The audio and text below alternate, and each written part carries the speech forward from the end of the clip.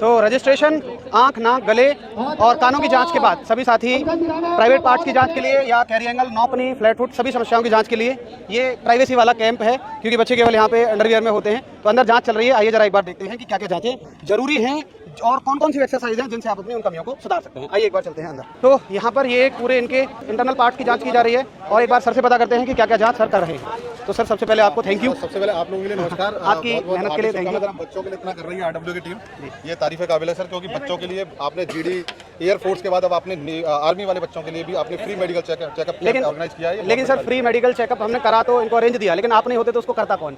इसलिए आपका बहुत सारा थैंक यू भाई। एक बार सर के लिए ताली बजा दो सभी लोग। तो सर मैं जानना चाहूँगा कि यहाँ पे किस किस तरह की जांचें आप कर रहे हैं? सर यहाँ पूरा बॉडी चेकअप हो रहा है इनका। जैसे आपका ईएनटी पार्ट होता है, डेंटल पार्ट के बाद बच्चे को लाया जाता है इस वाले पार्ट के लिए। आखिरी एक स्टेज होती है और इस स्टेज में आपके सारे चेकअप होते हैं। जैसे हम एक बच्चे की जो सबसे ज्यादा नीड होती है कि सर देखो मेरे को कोई कैरी एंगल तो नहीं है, नहीं मेरे को नौकनी तो नहीं है, फ्लैट फुट तो नहीं है, ड्रॉपी शोल्डर तो नहीं है, गायनेकोमेस्टिया, प्राइवेट पार्ट से जुड़े हुए सारे पॉइंट। मुझे लगता है कि जैसे सबसे ज्यादा डर जो है आप लोगों के अंदर मेडिकल को लेकर इसी पार्ट का होता है। क्या मैं कहूँगा तो इस प्रोग्राम की खास बात यही थी कि यहाँ मेडिकल हो रहा है, इसके लिए आप सबसे ज्यादा आए। अच्छा, आप लोगों को कोई डाउट था पहले?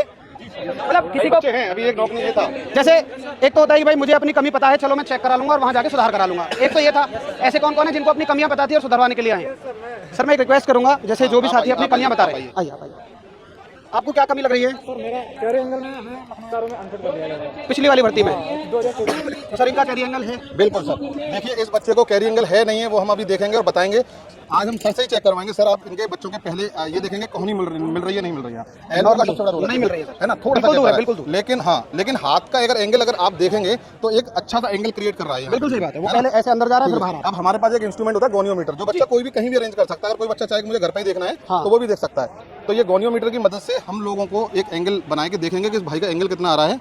और ये देखिए, ये सर 20 आप लगा सकते हैं सर, 20 डिग्री के करीब आपका एंगल आ रहा है। यहाँ ये 20 डिग्री बना हुआ है, ठीक है। ये 20 डिग्री आ रहा है इस हैंड का, जो लेफ्ट हैंड है इसका 20 डिग्री का एंगल आ रहा है। तो 20 डिग्री जो रूल जो गाइडलाइन कहती है वो 15 डिग्री तक आप एक्सेप्ट करेंगे, 15 डिग्री तक अलाउड है। लेकिन 2 से 3 डिग्री कुछ हमारे एग्जामिनर ऐसे होते हैं हाँ, जो देखते हैं अगर बच्चे देते को फिजिकल वर्क में कोई प्रॉब्लम नहीं क्रिएट हो रहा है या कोई हाथ में फ्रैक्चर नहीं है, कोई ओल्ड इंजरी नहीं है, तो वो कहीं ना कहीं उस बच्चे को सेलेक्ट कर लिया जाता है। कर लेते हैं, ठीक है। मतलब ये है कि भाई 15 से नीचे है तब तो आंख बंद करके सेलेक्ट करेंगे। अगर 19-20 है तब वो नहीं करेंगे, बट अगर 16, 17, 18 है तो फिर वो थोड़ा सा अपने हिसाब से डिसीजन ले सकते हैं। लेकिन कई बच्चों को सर 20 डिग्री पे भी एक्सेप्ट किया है, लेकिन अब इस भाई की किस्मत थी कि अगर ये थोड़ी सी एक्सरसाइज और करे और अपना डिग्री 2 से 3 डिग्री भी अगर गिरा लेता है सर, तो इस भाई की पूरी उम्मीद बन जाएगी।